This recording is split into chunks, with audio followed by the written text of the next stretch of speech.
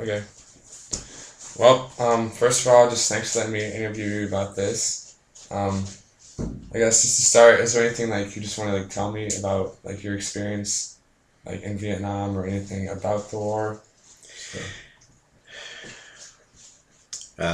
It was, it's a long ago yesterday memory. yeah. There are times that things will pop up and happened yesterday, even though they're 40 years ago. So, and then that seems like a long time ago. So, Like, yeah, does it's it so distinct like in your mind? You can remember them like clearly. uh, the smell of JP4 in the morning, Yeah. uh, before daylight. We're out working on the aircraft. My daily ritual was to go out to the aircraft, assuming I hadn't slept on it overnight, and I walked around the aircraft. My aircraft was 66162904. It was UH-1H model Huey. And as I walked around the aircraft, I kept one hand on the skin of the aircraft and I walked clear around it, never letting loose of the aircraft, and we talked to it. And it would tell me things, and people seems that sounds that crazy. It's it sounds funny, but yet it was like the machine was part of me and I was part of it, because it was just, it was part of my life for a year. Yeah. It'd probably make more sense if I asked this. Like, what was your role in the war?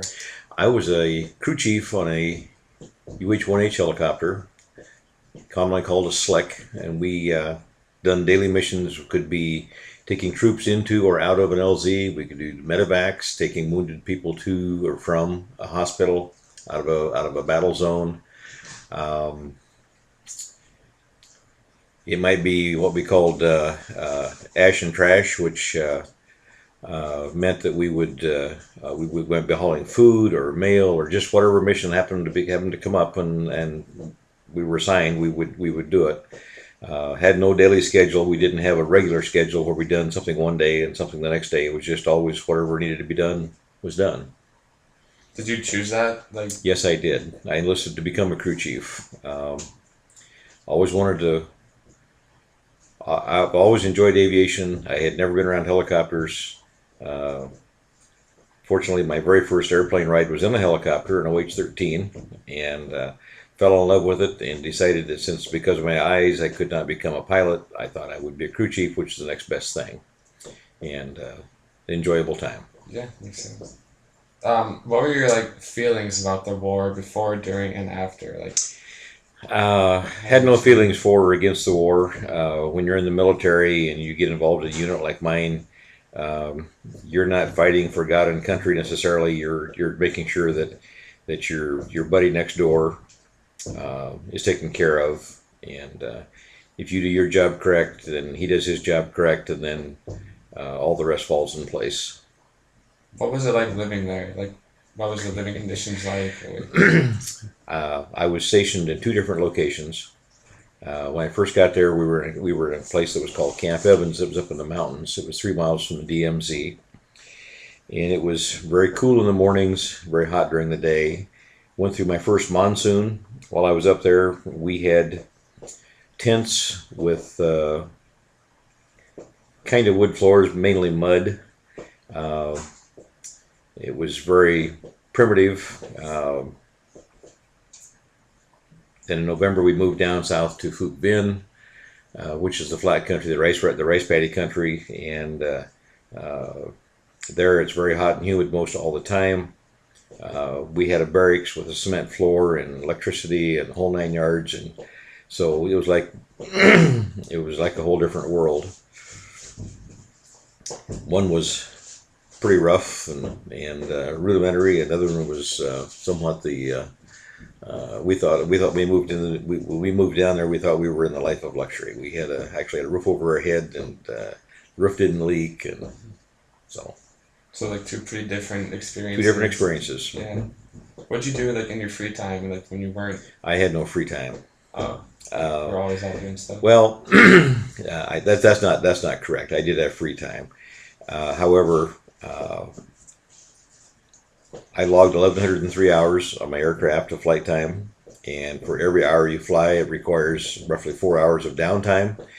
And so, if you add all those hours up, that comes to 5,500 plus hours that I spent on my aircraft.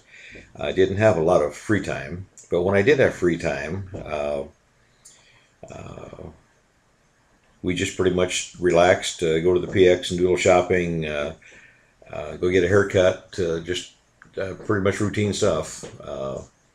The war was a constant presence, so you never really unwound from it. It was always in the background. You never knew when the next missile strike was coming in, or the next artillery barrage, or whatever. So even though while you were relaxing, you still had one ear to the war. It was always there. And you were there for a year, right? There for a year. And how old were you? I was, let's see, I got there in 1969. I was born in 47, so I was 22 when I got to Vietnam. Right. Excuse me, I got there in 68. I was 21 when I got there. Okay. Do you have any like crazy war stories that sometimes you tell about the war? Aaron, you know better than that. Hundreds of them.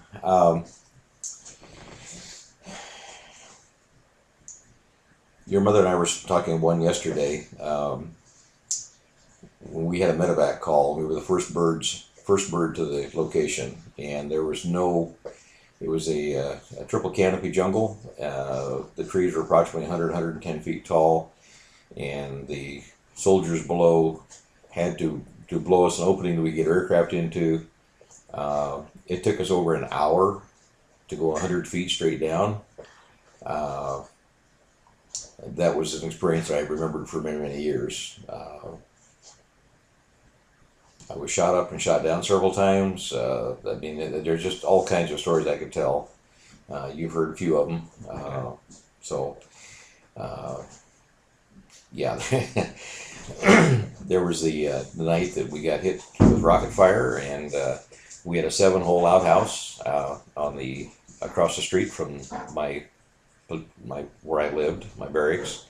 And the very first round went in the center hole of the outhouse, and it was clear full. We were digging a new pit about 50 feet away, and so it completely emptied the outhouse of all of the material, and that was rather interesting. Sounds like it. A little smelly the next day. Yeah. How different was it for you from when you left for the war from when you got back? Like, how do you think you changed from the war? I come from a very stable background. I don't think there was a lot of change. Because there was a lot more confidence, because you had been in a situation where your life was at risk every day, and your work meant that somebody, if you done it poorly, it meant that you or somebody you knew might die or be injured. And so, yeah, there was just an awful lot of confidence when I came back that I hadn't had before. Maybe it was just growing up. It's hard to say exactly what changed, but you're much more mature. You have once you have seen death up close, random, instantaneous, it changes your outlook on life some. So yeah, it changed, but the core person did not. You still obviously keep in touch with like your war buddies. Oh yes, we have a reunion every 2 years with my outfit, and you got to go a year ago, and this year we're having another one. It'll be in Chicago. So yeah, we do keep in touch. Cool. Well, I think that's pretty much it. That covers the interview. So thanks again, Grandpa. Before you turn this off, if you look in the background, you'll see an aircraft right there. That's my aircraft flying in Vietnam.